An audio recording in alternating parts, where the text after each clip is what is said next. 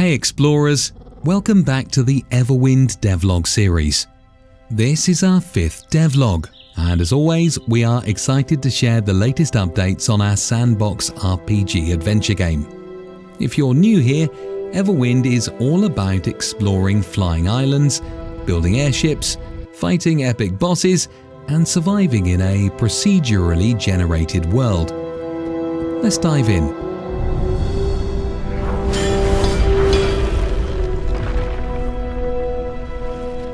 First off, a big thank you to everyone who checked out our demo during Steam Next Fest. The response was incredible. Over 355,000 unique players tried it out. Additionally, we racked up more than 1,500 reviews with an 86% positive rating, and it even ranked as one of the most played demos overall during the event. Your feedback has been invaluable, and it's helping us refine things for early access. After reviewing all of your feedback, we turned our attention back to the foundations of Everwind, the world itself. This month, a major part of our work has gone into refining how islands generate and how each biome stands out. We've been tweaking the world generator to make the island shapes way more dynamic and engaging. We want every island to feel unique, with natural formations that spark curiosity and invite exploration.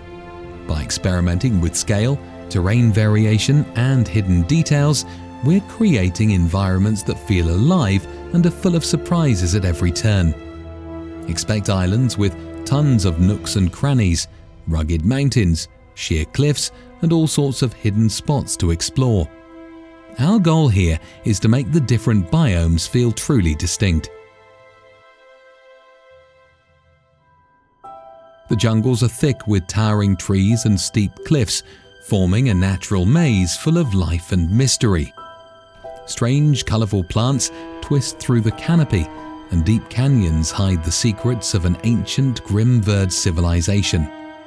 Here, you can find enormous stone pyramids and massive swords driven into the earth, remnants of their older, powerful era, while nearby, more primitive bamboo villages hint at later generations. Every step feels like a discovery, and thanks to our improved world generator, the terrain is now far more varied and multi-layered than ever before. Watch your step though. Spine jaws lurk in the shadows. We'll tell you more about them later in this devlog. In stark contrast to the lush jungles, rotten islands tell a very different story. Once vibrant forests, these lands have been turned into shattered wastelands, their mountains and hills ripped apart by the relentless mining of the steamer civilization. Massive pits and gaping holes scar the uneven terrain, while toxic zones and poisonous plants creep through the cracks. Rustic diggers and abandoned refinery structures litter the islands, while hidden steamer mines invite explorers to venture deep into tunnels where ancient machinery has been sealed off for centuries. Every step across this devastated terrain speaks of exploitation, danger, and the strange beauty of a world reshaped by industry. But that's not all. Our world generator now allows us to create islands partially submerged in water, which look especially striking in the desert biome, where oases emerge as hidden pockets of life. These waterborne islands come in far more varied shapes than before, offering new opportunities for exploration. You might also stumble upon small settlements inhabited by NPCs, abandoned lighthouses standing sentinel over the waves, or even shipwrecks resting on the islands themselves, telling their own stories of adventure and misfortune. With these changes, the seas of Everwind feel alive, mysterious, and full of secrets waiting to be discovered. Those of you who have been following Everwind for a long time know that the game has always been designed as a first-person experience. Combat, exploration, and level design were all built around that close, immersive perspective. Over time, however, many of you shared feedback asking for a third-person option, and we've been listening. Because of that, we've decided to experiment with an optional third-person perspective, TPP mode. This feature is still early and very much a work in progress. Some animations, camera behavior, and combat interactions may feel rough or unfinished, as TPP is not meant to replace first-person mode, but to give you another way to experience the world and see your character in action. Feedback gathered during early access will play a huge role in what happens next.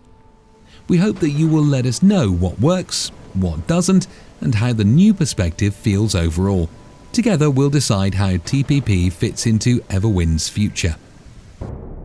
Now let's talk combat and enemies, because we've got some exciting new additions coming. We're introducing fresh bosses like the Wraith Lord and a massive Golem boss that'll test your skills in a big way. Each battle will require strategy, and you will often fight in special arenas that can either make the boss encounter easier or more challenging. On the enemy front, keep an eye out for Spinejaws, Skitters and Toads, all of which add variety to fights. Spinejaws, for example, attack in groups, and because of that they are tough opponents. They protect their nest, but it's worth hunting them for their valuable loot, which the player can use for alchemy. Meanwhile, Skitters have a special camouflage ability. Instead of a shell, they use a rock or a wooden barrel, so don't be surprised if you try breaking one and a Skitter pops out. We're still working on combat balance, and your demo feedback has been very helpful in that regard. Most importantly, we've made a lot of changes to weapon animations to make sure that they're more responsive and immersive. What's more, parrying will now be available for both weapons and shields. And speaking of them, we've added a bunch of new weapons and armors. We want to give you plenty of options and playstyles to choose from. You'll be able to experiment with different combinations and find the setup that best fits your style. We're also introducing a selection of unique weapons, rare items that will be much harder to find, rewarding exploration and dedication. This should add an extra layer of excitement for players who enjoy discovering hidden content and powerful gear. So far, we've deliberately kept the skills system under wraps. Most of them are still in intensive polishing and testing. We know this is one of the most important parts of gameplay, and we're working hard to deliver. In early access, you'll definitely see this system evolve right before your eyes, as we will keep adding new active skills. And speaking of evolving systems, let us now talk about spellcasting. We are expanding it to add more depth, flexibility, and tactical decision-making by introducing spellbooks and refinements to staff mechanics. Spellbooks offer a new way to cast spells without a staff. Each spellbook contains exactly one spell and focuses primarily on support and close-range area of effect abilities. Spellbooks require both hands to use, do not break, and can be recharged at charging stations once their charges are depleted. Players must choose their spellbooks carefully, as carrying one book means committing to a single spell. Staffs now operate on a limited charge system, with each cast consuming energy from an internal reservoir. When depleted, a staff becomes inert until recharged at a charging station. Charge capacity varies by staff type, material, and rarity, with three main tiers: Novice, Advanced, and Master, unlocked through staff-wielding skills. Higher tier staffs offer more charges and special properties. To keep staffs relevant, they also feature unique skills such as deflecting magical projectiles or charging powerful spell-dependent attacks. Novice and Advanced tiers will be available at the start of early access, and the Master tier will be introduced in the future during its run. Together, these systems encourage preparation and risk management. You must balance staff durability and spellbook selection while recharging staffs consume spirit dust to prevent unlimited spellcasting. The result is a more tactical, immersive magic system that supports varied playstyles and reinforces Everwind's mythical world building. Next up, here's a showcase of Altitude 2 biomes. Dive into lush jungles teeming with exotic plants and dangers, or wander through the russet version of Forest biome with its colourful foliage and seasonal vibes. These areas bring fresh resources, creatures and challenges, opening up even more of the skies. You will find completely different structures and dungeons here. To reach them, keep upgrading your ship. The better it is, the higher you can go. Additionally, during early access, we will also work on Altitude 3 to offer even more varied content for your enjoyment. Those of you who followed our Kickstarter campaign surely remember an unreached goal of NPC villages. Well, we have great news for you. This feature will be in the game after all. We've got various traders scattered around for buying and selling gear and supplies. Villages will have their own guards to keep things secure, adding that RPG flavour. NPC AI is a massive topic we'll keep iterating on right up to early access, but trading is already solid and ready to go.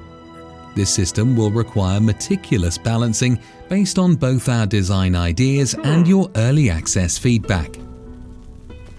Item progression is getting a boost too. You will be able to upgrade your gear at special stations up to +10 levels, and this works on armor and weapons alike. Weapons in the game can have random attribute modifiers that slightly alter their base stats. These attributes are generated within a specific range, meaning that even two weapons of the same type can have different properties. For example, you might find a stone dagger with +19% to backstab damage, but another stone dagger could roll +5% to critical chance. This system adds variety and encourages players to keep exploring and comparing their finds. We also want this attribute system to tie into the weapon upgrade process. At certain upgrade milestones, for example levels 5 and 10, the weapon will gain an additional random modifier. This way, the upgrade station doesn't just improve base stats, but can also create more unique and personalized weapons over time. Finally, a quick shout out to some quality of life tweaks based on your feedback. We're adding markers for easier navigation, handy keyboard shortcuts, and full key binding customization. These little changes make everything smoother and more intuitive. The game will also feature a 10-minute death marker that will appear exactly where you fall to help you recover items you dropped when your character died. Of course, this only affects items from specific categories, such as treasure and resources, as currently equipped gear and anything you hold in your hands cannot be dropped. That's a wrap for Devlog number 5. We're pushing hard toward early access, so stay tuned for more. If you enjoyed this, like, subscribe, and wishlist Everwind on Steam. Thanks for watching, and onwards to the skies.